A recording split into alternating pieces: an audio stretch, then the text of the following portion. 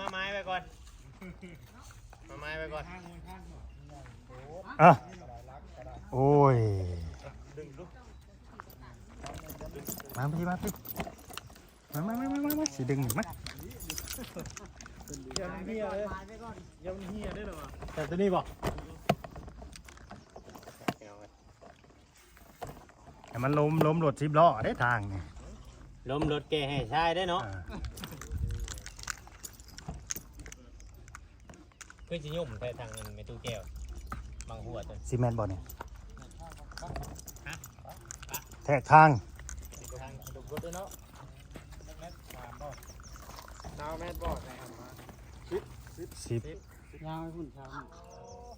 ไล่แบบปิ้นหน้าใช่กันเด้ยนี่เนาะแมนเขายืนเลยอยู่บนนี่เลยสบายดีสวัสดีพ่อแม่พี่น้องFC ฮักแพงเบิดสุขุสุคนเบิดสุหม่องสุบอด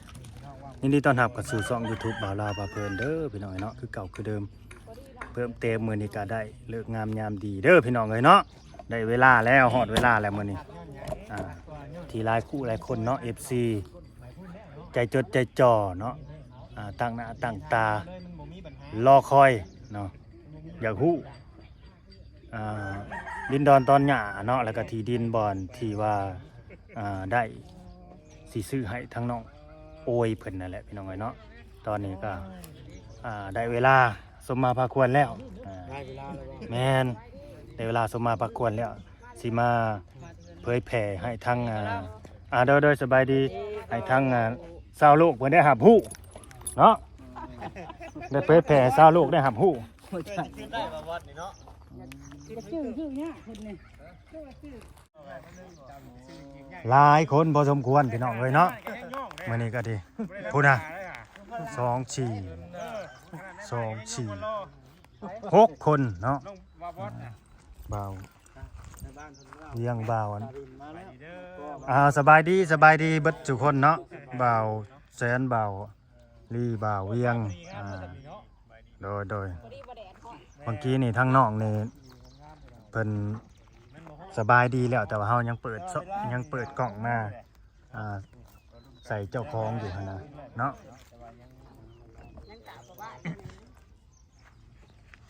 โอ้ทางออกทางเข้าอยู่หั่นเนาะแบ่หลายตัวนี่แหละพ่อบ้านเฮาพี่น้องเอ้ยหรือว่านายบ้านเนาะเป็นก็แบบคือคนชาวไร่ชาวสวนนี่แหละพ่อบ้านกันนี่ สิเห็นแล้วนี่ก็สู้ซนขนาดนี้นี่หากะมาแต่เลี้ยงหัวบ่จักเบิ่งเพิ่นนี่ก็นี่มาแต่เฮ็ดหัวโอ้ยเตรียมลักมาโอ้ยซักไว้เตรียมลักมา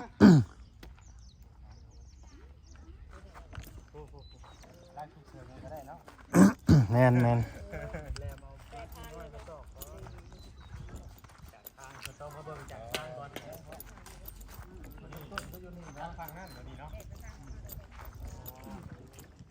มาแล้วนะเขตทั้งนั้นหรอวะเนาะแมนทางนี่จะจงจากเม็ดทาง4 เมตรเพราะมันชื่อบนฟุตแล้วมันชื่อของตัวมันก่อนนี่วะขาเลยเพิ่นดึงไปพุ่นเพิ่นต้องดึงไปพุ่นน้องแต่โอเคแล้วป่ะแต่หันเนาะโอเคแล้วดีใจอยู่ป่ะนี่ดีใจเยอะยังเมื่อยอยู่สะดวกสบายเนื้อมันดังงาจังนั้นบูดดูดบ่ครับโอ้คอมเมนต์บอกว่าบ่แซนไปเบิ่งหมู่บ้านนี่เนาะคนมองเลยเบิ่งอยู่ไสคนมองเลยว่ะไปเบิ่งอยู่ไสน่ะแล้วนี่ของงัวหัวแซนดูพ่องัวเพิ่นไปเบิ่งให้แนวใดอันเอาป้าไปก่อนโอ้ยเสกว่ะดึงไปก่อนพยายามว่าดิคนก็สิยายมันเจอกันโคกว่าบ่ได้พังรักเลยบ่ปังแน่นเมื่อกี้นี่ตอนนั้นน้องสบายดีนะบ่เรายังเปิดกล้องหน้าอยู่ส บายดีไหม สวัสดีสวัสดี เพราะว่าเพิ่นกล้องหน้าเพิ่นบ่เห็นได้ผู้ตามไปผู้บัดนี่ โอ้โอ้ยแสดงว่า แต่เบิ่งน้องได้ไหม บ้านเพิ่น ให้มันใส่เกือบหน่อยฮะ เนาะบ่แม่นดินนุ่มโอยอีก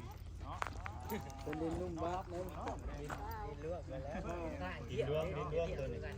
แต่ว่าเจ้ามาพูดอันจะจ้ำมันน่ะ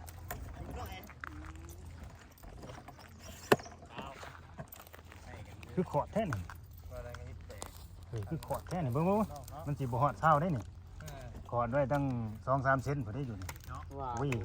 2-3เซน อ้าวดึงใบใหม่แล้วบ่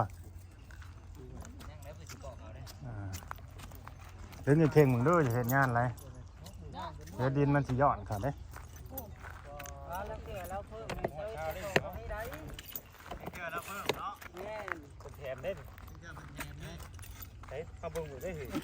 หลายตัวเลขแค่ นะยังงง จุดแดง 8นี่เลย จุดแดงอ๋อ19 ตัวแดงเนาะ ไหวนะเบิ่งว่า30บ่ได้30แต่บ่50ไงชาว ปอดถูก โตวนใกล้เด้ เนาะ จับดึงตัวนี้ทางเอาชุบกันทางเป็นตาตกเป็นตาตกตาตกเดินโอ้ทำไมเบิ่งตัวนี้คิดได้เนาะแม่น เกือบได้ครับ ตาเนี่ยมันใส่เท่ใช่ป่ะ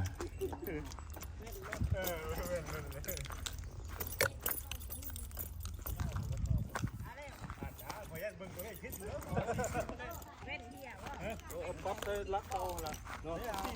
สาวแมทคือยาวแท้เราอ่ะ เพราะว่าแบบขึ้นน้องเดียวชาวยอดแล้วเตรียมให้กันนี่เนาะเตรียมให้นั่นเลยเด้อ เอาโอ้ยจัดไป คุด ลักหาพอดีเลยลักหัวน่ะพอดี โอ้ยเลยนี่เป็นแบบเลย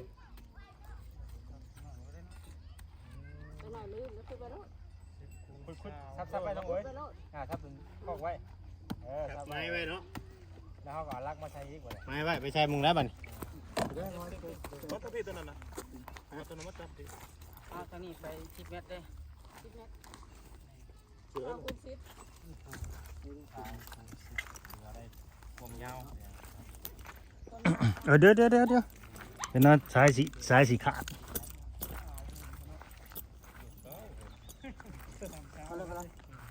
10 ครึ่งนึง พอดีเลยเดือนหลังนี่ 1ของเช้าสามพริกข้างไก่โอ้ยเอ้ย หนุ่มอวยสิฟันเป็นจริงกับบ้านนี่แหละ บ้านชนาของน้องคนนี้ดีประมาณนี้แหละไปเอาลักโซ่อันนั้นเลยมากินนี่บักโซ่ใหม่ทั้งดำหมดเลย นี่ซิดนี่ 10 ถึงเข่งๆดูฮะคืองานแท้สิ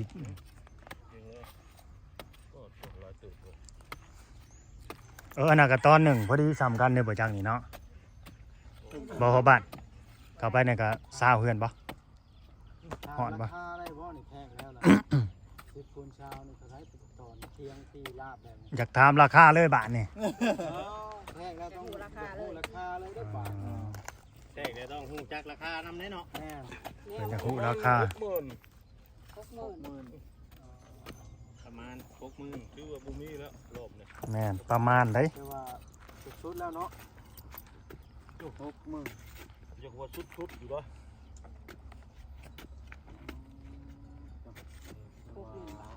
บาท10 คูณเช้าพี่น้องเนาะ 60,000 บาท รักเสียไว้ก็ จะเอามานุ่มบอย ราคา จากที่เราแบ่ง 60,000 เอามาด้วย 60,000ก็ เขาบอกแบ่งขายเป็นล็อกไปให้มันสุดไม่ได้ขายเป็นล็อกจำพวกไปเลย เขาอ่อน บ้านนี้ในบ้านผู้เดียวเขาซื้อแต่เข้ามันเขาติดสัญญาเสาเนาะนี่เจนี่เนาะจะเป็นดงเจนี่ดึงไปได้ดงเนาะ ได้ควบควงเขาได้เพราะว่าจันหาย จะได้ด้วยบอกมีแต่ไปน้ำเลี้ยวทางก่อนเดินข้าไปเลี้ยวทางพี่ก็มันโผล่กันน้ำทางได้จังหวะกันเนาะตัวนี้ยังเป็นของเจ้าอยู่ไปนี่แมนนี่บางเชื่อเจ้าอาจจะเห็นเลี้ยวไหมเนาะ บ่ได้ยินหยังดอกนี่ มันชุดไปพูดเลยดิ ขออนุญาตเด้อขอบ้าน พอโทรอายกล้องเลยขึ้นมาหลาย คนดังเลยเนาะอันนี้แหละคนดังเด้อ มาเด้อเจ้าไปหารักผมมาเปลี่ยนเด้อหนุ่มหมวยเด้อโชคไปก่อนก็ได้ไม่ได้จังไปหารักกลมมาใส่ ตอนแรกเขาก็จับรักง่ายๆมาพี่ได้เพิ่มเลยดิอ๋อพี่เจ้า จับตัวแล้วกูติด TPS ออก จะได้หลายบ่เนาะมันลอยบ่ลอยยับรักไปบ่ นั่นก็ เนาะมวยเศร้าผูกเนาะผูกใช้ลักตอนนั้นยังไม่ได้พุด ยังไม่ได้ฟังตัวนะ ฟังมาโหลดแต่ว่าบ่ลำทางก็พอเลย ฟังเลยน้องอวยฟังได้จังน้อยเพิ่นเบิ่งนํกัน เพราะว่ามันมีคนอยู่ข้างในเด้ สำเร็จดีพี่น้องเอ้ยปิ่นหน้าใส่กันเลยอ้ายกับน้องราคานี่นะ60,000เพิ่นว่าเนาะยังบ่ได้ต่อได้พี่น้องเอ้ยยังบ่ได้ต่อได้บ่เดี๋ยวสิต่อรองราคาเพิ่นหั่นแหละว่าเพิ่นสิรุดได้ซำใดหั่นน่ะเนาะ เพื่อเพิ่นจะผ่านลูกบ้านแม่น อยู่เนาะ เบิ่งเพิ่นสิบ่รุดได้น่ะบ่จักเล็กจังหน่อยจังใดก็ดีเนาะเพราะต้องให้มีขี้นี่แหละพอบาทเลยฮะเพิ่นสิรุดอยู่ได้บ่แม่นสิบ่รุดลบดูทำเนียมขายของเอาแหละ แม่น ให้สิว่าชื่อได้สิบาทเดียวเนาะ มันก็มีต่อรองกันหั่นแหละ การโตกันไม่ดอก คักได้พี่น้องเอ้ย ดูบึงแมทคิด เอาแล้วบาทเด้ การเบิ่งแมตช์พิษนี่แท็กอีก เอาอีกรอบหนึงอ่า ดินมันเอียงแม่เพราะว่ามันเอียงไปแบบนี้อยู่แล้วดีจัง มันสโลปไปแบบ เอามากัดมือน้องให้เด้อ รักคนนั้นแหละเขาเร่งแล้วทางเร่งขายเป็นหลอกไปจัดเป็นทางไปเลยให้มัน ส่งทางมันดี คนอยู่ในว่ามันลำบาก ทางก็ด้านนอกด้วย ทาง ท่านใดสนใจได้บ่ซื้อที่ดินก็ไปก็ บ้านนี้ ถามเบิ่ง บ้านนี้สิเด้อ ฟัง พังเด้อสิต่อรองราคาเพิ่นเด้อบัดนี้เด้อไปเดินมาว่า นี่มายืน 60,000 ใกล้กับเพิ่นนี่มั้ยกล้องหน่อยดิจับให้ บ่ให้น้องโอยมายืนก็ได้โอ้ย มาเข้าไป อย่าพาวจังน้อยยังกินบ่ลาก็อยากคือกัน ตื่นเต้นตื่นเต้นลองเลย เดี๋ยวสิลองต่อรองราคาเพิ่นเนาะ มืดกลางเลย ว่าเพิ่นสิไปทางดินเนาะไปหมู่ใหญ่มุมกล้องเข้าไปข้างหน้าพุ่น มืดโพดจังหน่อยหน้าบ้านสิบ่รอแล้วให้เด้สมัยเราเป็นวัยรุ่นเราหลอกคือยังนี่เนาะ เคยรอ เคยรอเป็นยังเคยรอเลยดิ สิขอต่อรองราคาเพิ่นเนาะว่าเพิ่นสิลดให้ลูกให้หลาน ลูกบ้านได้สำใดหั่นน่ะพี่น้องเอ้ยเนาะเอาแบบเป๊ะๆเลยเนาะ เป๊ะๆโลดบ่ต้องต่อกันหลายเทื่อ 5,000 เดียวลด5,000 ลด 5,000 เป็น55,000 55,000 ลดไป5,000โอ้5,000ก็หลายเติบได้3ล้านปลาย เพิ่นลดได้55,000ลดได้ 5,000พี่น้องเอ้ยเนาะ เหลือ5,000 โดยเหลือ 55,000 นี่อันกรณีแบบว่าในการเช่นเอกชนกระชานได้ใช่ไหมบัด ก็สิเช่นเองนะสิเป็น ชุดอยู่น้ำเพิ่น ในบ้านดิในบ้าน บ้านเช่นเลยบ่ได้ยากดอก คือเมียขายเฮาก็เช่น ตอนนั้นบ่เกี่ยวอยู่น้ำเพิ่นเบิด เสียค่าเส้นนั่นแหละ คันว่าสิเอา5,000ตัวมันเหลือมาให้อีกก็เอาตัวลดให้น่ะคันสิให้คืนน่ะก็เอาแต่ว่าคันไล่รองลูกหลานต่อรองก็ค่าเช่นบ่ลดตาม โดยก็ลดได้อยู่ประมาณนั้นแหละ คิดปูนเช้า คำถามเพิ่นแล้วเพิ่นว่าให้ขายถามเจ้าของเฮือนลองเนาะ โดย เจ้าของเฮือนใหญ่อันนั้นแหละเมียแล้วเจ้าของ เดียวจะพอเป็นใหญ่ มาขายลดให้เขาว่าอาศัยว่าภายนอกได้มาสุกยู่ โดย มีเฮือนมีซ่านให้ประชาชน แม่น บ้านเฮา เขาก็บ่ได้ว่าอะไรเขาก็รุด พอซอยกันได้ก็ซอยเนาะ คนบ่เคยมีเฮือนมีชานแต่มีเฮือนมีชานอยู่ เลย แต่เฮาก็ดีใจนำเนาะก็บ่ได้ว่าอะไรเขารุดก็ถือว่าก็มีลูกบ้านเพิ่มเด้เป็นหลังเฮือนของ โดย ที่เรื่องงานนอกเรื่องกันเนาะ ทักอยู่ได้ โตรักปูนบางตะนางนี่มีแล้วเจ้าของแล้วตัวนี้เนาะแต่เบิ่งเนาะ ตัวนี้ หลัง มี นั้น แล้ว เป็น นี่ เขา เขา ว่า ว่า หลังบ่แค่หลังกันเนาะ เขาเป็นปอบแล้วเขาบ่ทันได้มาเขาสิบ่มาดอกเขาไปปัวเขาบ่เศร้าแล้วซื้อไว้ พอดีเผายางเลยเนาะเพื่อนหลังนั้นเผาส่วนยาง มัน เล ก็ ย ล้านอันนั้นให้อยู่ซื่อๆนั่นน่ะ อายุชื่อ อืม ลูกหลานนี่เนาะ หลาน โอ้เนี่ยมันทิมันปลากันบ่ได้เนาะ มันปลาบ่ได้นะ แม่น มันหลานก็คือลูก แม่นแม่นนั่น ซอยหันซอยนี่เฮาเขาบ่มีบนอยู่เลยแต่ว่าหายทั้งนี้บ่หายของพี่ก็พุ่น คือว่าชุดเรียบร้อย เขาพี่ได้ อายุคุณพ่อสาว เดี๋ยวอยู่พี่บ่ ท้องพี่เลยไปอยู่แจเลยเนาะ อัน ไป ว่า บ่น้องโอยไปอยู่ผู้อ่า อันนั่นแหละ ก็หยอกกัน โดย เนาะ ดีใจอยู่บ่ ก็ตกลงตามนั่นแหละเนาะอ่า 50,000 โอเคตามนั่นแหละพี่น้องเอ้ยเนาะก็มีแต่บ้านนี้ก็รอในใดบ่รอแบบว่าจำนวนเงินเฮาครบมื้อใด เอ้าเดี๋ยวสิได้ เนาะเขาก็มาทำ เลยบัดนี้จ้ะเนาะ เอกสงค์สารซื้อขายกันประมาณนั่นแหละ ตอนนี้แบบว่าทางบ่ลาวนี่มีงบเข้ามาเท่าไหร่แล้ว ถามเลยบ่เดือนนี้ แม่นๆมาต้องมา คือใจฮ้อนแชะ ก็ถามเลยได้นี่ จะได้รู้ว่า ต้องได้ฮู้ได้บ่ได้ได้ผู้ใหญ่ FC เพิ่นก็อยากฮู้พร้อมๆกันเอามาอยู่ร่วมกันก็ได้ แต่ว่าใจกันยังบ่ฮู้ได้ดิ เพราะว่าเพิ่นว่าเพิ่นอยากฮู้เด้เนี่ยอะไรก็อันนั้นแหละสิตอบเลยบ่หรือจะเอา EP 1บ่ เฮ้ย ลึกเนาะอีที่ต่อไปว่าใช่น่ะมันยาวเลยดิ เนาะมันยาวได้ เออ ก็เป็น EP ต่อไปเป็นหยัง เอาแล้ววัน ได้ก็ได้กันไปเห็นดีแล้วยุติ อันนี้คือ รุ่น EP นี่เขาให้แบบว่าเฮาซื้อที่ดิ รุ่น นเพิ่น นี่ ซะ เขามาแข่งกัน เนาะ ด้วยเล่นเนาะ แม่นที่ดินที่ดอนซะเรื่องงบนี่ ทีต่อไป เขาเป็น EP ต่อไปแล้วบ่าวเวียงใจเย็น เอา แล้วนี่ก็ ตามนั้น ตอนนี้ก็คือ ยังพาเมื่อมาจักมัน ตอนนี้ก็คือเบิ้ลหน้าที่ของเราในบ้านเลยเด้อ เอาเบิดเลยบ่ โดยเบิ้ล โอ้ยผู้บอกตะเฮิงเลย เอาแล้ววัน